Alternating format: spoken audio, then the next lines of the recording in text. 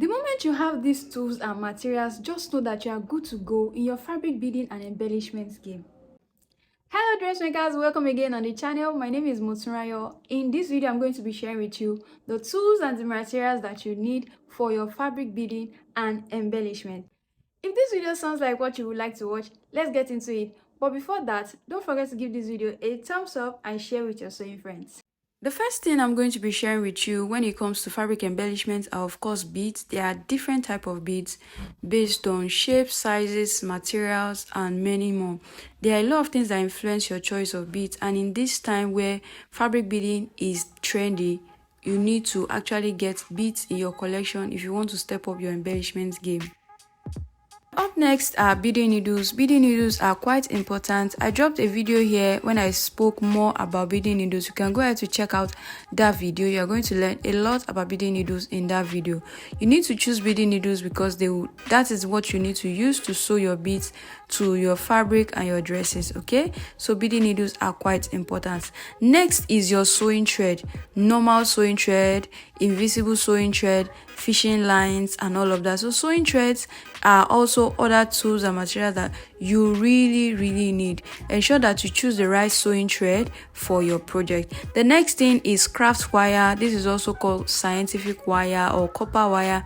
These are also really important. And the moment you start working with different kind of wires, maybe for your 3D applique and many more, you will need pliers, because sometimes your scissors may not be able to cut the wires, okay, because the wires ranging from different sizes and thickness. So the pliers are the next which I'm going to be sharing with you that you need in your beading and embellishment tools. These are quite important.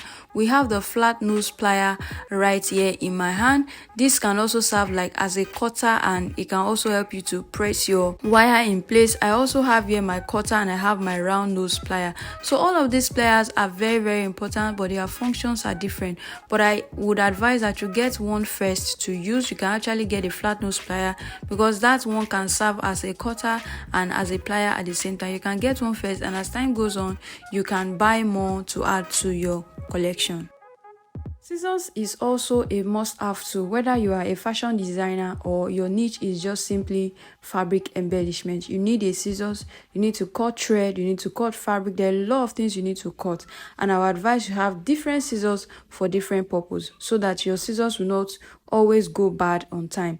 Like for example, right here on my screen, the biggest scissors that you see here is like my heavy duty scissors. I use it to cut bonings. I use it to cut some really hard stuff that I would not want to mess up my fabric scissors. So I'll also advise that you also should have different scissors for different functions. That way your scissors is able to last you even longer. So that's it about scissors. And the next thing we're going to be talking about is the tambour frame.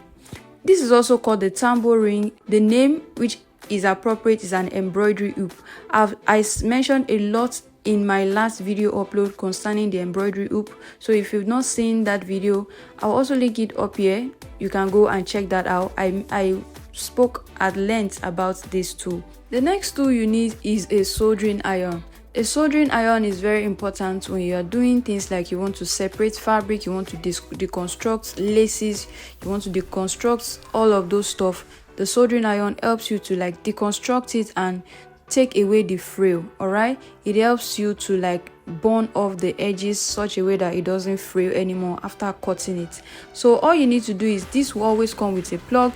You just simply need to go ahead to plug it to a light source, and once you have been able to plug it to a light source, you will see the lights come on. They will actually work with electricity. So once the soldering iron is hot, you can see that it will just simply melt the remaining mesh on the maybe applique or lace and all of that, and then you can get what you need out of the lace, and then you can start using what you now have for your embellishment. So this is quite important.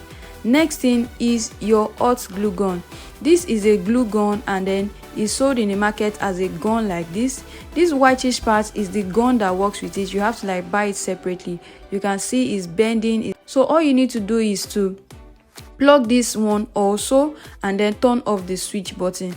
once you plug it on and then you leave it for a while, by the time you leave it for a while and then you turn off the switch button that comes with it, mind you, this one has different sizes. So once it is hot, after you have turned on the switch button, the next thing is you are going to see that this will start to bring out the hot glue that you have fixed underneath. So it's going to be bringing out the hot glue just like this. Can you see how I'm pressing it? And then this hot glue is what you need to stick your glue to the fabric or anything. I actually don't use this much because the kind of glue it produces is hard, and I believe that is not so much of a fabric friendly, but I actually use them for embellishment when I'm working with flowers like this, when I'm doing my beret embellishment and many more. Or I just want to quickly use it to stick something before I go ahead to use my other fabric glue. So this glue gun is very important, and it's also much more economical than other glues. So you need to know why you want to choose it, but it's very important that you have this at hand as your embellishment tools. Dressmakers and friends, if you have any questions, please leave your questions for me in the comments, and if you have any video requests, please leave it in the comments as well, and don't forget to give this video a thumbs up. Here are other type of glue, and the first glue here is the fabric glue. This one helps you to hold your stuff in place temporarily before you actually do what you need to do on it to secure it down. Okay, you can use it to like put in your stone first before you now go and hit press, something like that. Then this B6000 is like a little stronger than even the fabric glue, okay, and then the E7000 is the strongest. So the E6000, you see, is always written clear on it, but after sometimes I realized that the E6000 usually change color to something like a metallic color, but E7000, I've been using it over time. I use it a lot for my bridal works and my bridal wears, and this works perfectly. It does not change color after a while. So I will always advise that if you can get this in your neighborhood, in your country, always choose this. This is the best. If you would like me to do another separate video more about glue, please let me know in the comments and I will do so.